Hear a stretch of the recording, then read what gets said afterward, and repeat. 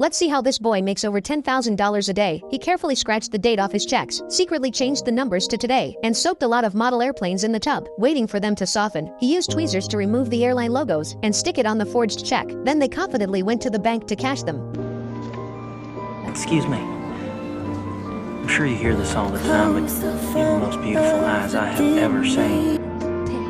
And finally, with a few words and a handsome face to distract women, he made his first pot of money, and then it all went downhill from there. In just 3 years, he swindled banks out of $4 million.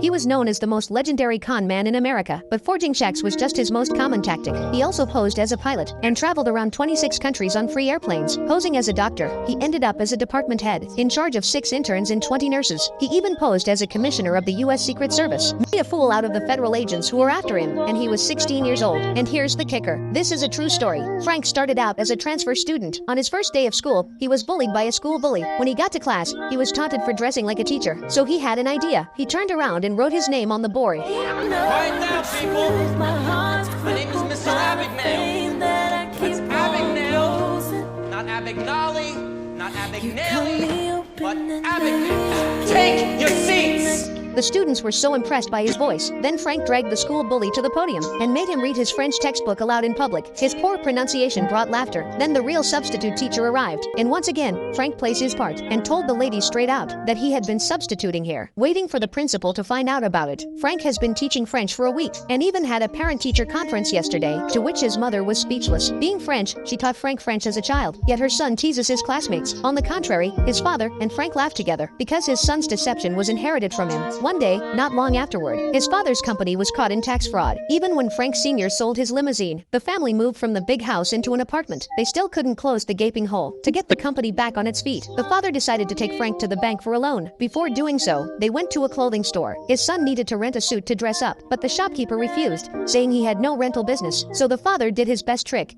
Yours? Must have slipped right off your neck.